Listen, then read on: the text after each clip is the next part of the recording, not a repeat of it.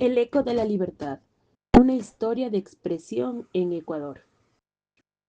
Era una tarde gris en la castellana ciudad de Loja, con el sol apenas filtrándose a través de las nubes.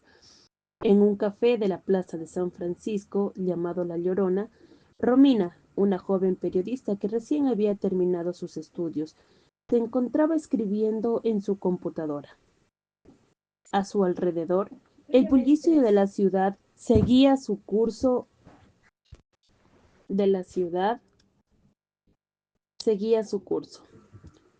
Las conversaciones animadas en las mesas, el sonido de los coches que pasaban por las calles adjuntas. Sin embargo, su mente no estaba en lo que sucedía afuera, sino en las tensiones que veía crecer en el país, tensiones que tocaban su propia labor como periodista. Romina pensaba en el poder de la libertad de expresión, un derecho consagrado de la Constitución de la República del Ecuador, en su artículo 110, donde se establece que toda persona tiene derecho a la libertad de pensamiento, conciencia y de expresión. Pero aunque el marco legal es claro y garantiza este derecho, la realidad para muchos en el país era mucho más compleja. En sus pocos años de carrera, Romina había sido testigo de las amenazas y de la autocensura que afectaba a los periodistas. En 2023, un informe de Fundamedios, la Fundación Andina para la Observación y Estudio de los Medios, señalaba con preocupación que el Ecuador seguía enfrentando desafíos significativos en términos de libertad de prensa. De hecho, el país había caído del grupo de libres a la categoría de parcialmente libres en el índice de Freedom House. Las estadísticas eran claras. En el último año, más de 70 agresiones a periodistas fueron reportadas, un aumento alarmante en comparación con años anteriores. Romina recordaba especialmente el caso de Julián, un colega periodista que había sido atacado físicamente durante una protesta, simplemente por hacer su trabajo, cubrir las manifestaciones en las calles en la ciudad de Quito. A pesar de las garantías constitucionales, la violencia contra los periodistas seguía siendo un tema oscuro en la práctica. Sin embargo, la Constitución también indica que la libertad de expresión no era absoluta.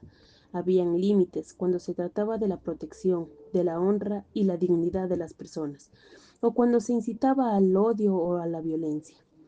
Pero lo que más le preocupaba a Romina era cómo en algunos casos esas limitaciones se volvían herramientas de control y censura, utilizadas por algunos sectores del poder para acallar voces disidentes. Como ella, muchos periodistas en el país temían no solo las represalias físicas, sino también los costos legales de ejercer su derecho a la libertad de expresión. En el 2013, la Ley Orgánica de Comunicación había sido aprobada, estableciendo reglas para el ejercicio de la libertad de expresión en los medios de comunicación. Aunque en su esencia la ley buscaba garantizar la pluralidad, muchas veces se utilizaba de manera ambigua para presionar a los medios y forzar a rectificar información, sobre todo cuando se trataba de temas políticos o económicos. En las estadísticas que Romina había consultado, un 35% de los periodistas en Ecuador afirmaban que la autocensura se había vuelto una respuesta común, sobre todo cuando se trataba de temas controvertidos o de política. Esta cifra hablaba más que de cualquier ley escrita. Hablaba de una cultura de miedo que limitaba el ejercicio pleno de la libertad de expresión, uno de los derechos fundamentales más importantes en una democracia. En los años anteriores, Ecuador había logrado avances importantes en la protección de la libertad de expresión. La Corte Constitucional del Ecuador, por ejemplo, había emitido fallos que protegían la autonomía editorial de los medios de comunicación y el derecho a la información. Sin embargo, la polarización política, la violencia y los intereses económicos parecían socavar la efectividad de estas protecciones. Romina recordaba cómo en las elecciones presidenciales de 2021 los medios de comunicación y los periodistas se vieron atrapados entre dos fuerzas contradictorias. Por un lado, la crítica política era esencial para la democracia, pero por otro, los periodistas se encontraban en el centro de una tormenta de polarización, en la que se les acusaba de ser parte de la oposición o de apoyar al gobierno, dependiendo de la agenda política de cada quien. Pero en medio de esta realidad, algo seguía alentando la esperanza de Romina: el hecho de que la sociedad civil estaba más comprometida que nunca con la defensa de la libertad de expresión.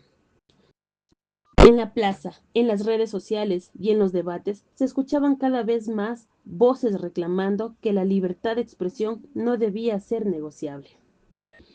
Y aquí fue donde la Constitución se convirtió en su faro. En el artículo 18 se dejaba claro que el Estado no puede censurar ni controlar los medios de comunicación. Los medios de comunicación debían ser, en esencia, un espacio de diálogo y pluralidad. Al principio, Carla pensó que esto solo era una promesa escrita, pero con el tiempo entendió que esas palabras tenían un poder real. A medida que las horas pasaban, Romina revisaba más estadísticas y ejemplos de otros países en América Latina, donde la libertad de expresión había sido seriamente comprometida por gobiernos autoritarios. Miró a Venezuela, donde la censura había sido utilizada para callar la oposición, y a Nicaragua, donde los periodistas eran perseguidos por el simple hecho de cuestionar al gobierno.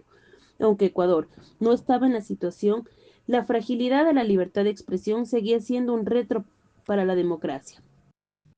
Por eso, en su jornada de trabajo, Romina no solo se limitaba a hacer su labor de reportera, también entendió que su rol era ser parte activa de la defensa de la libertad de expresión en su país, en sus artículos, en sus entrevistas, en sus conversaciones con otros colegas. Ella se comprometió a seguir ejerciendo ese derecho fundamental, a pesar de las presiones, a pesar de los riesgos. Porque como Romina sabía muy bien, la libertad de expresión no es un derecho que se pueda dar por sentado. Es una batalla diaria que, aunque protegida en la Constitución, requiere de un esfuerzo constante para que pueda ser ejercida plenamente. Y en Ecuador, como en cualquier democracia, todos los ciudadanos tienen la responsabilidad de ser guardianes de este derecho para que nunca más una sola voz sea silenciada. Al final del día, Romina cerró su computadora con una sensación de gratitud, pero también de determinación.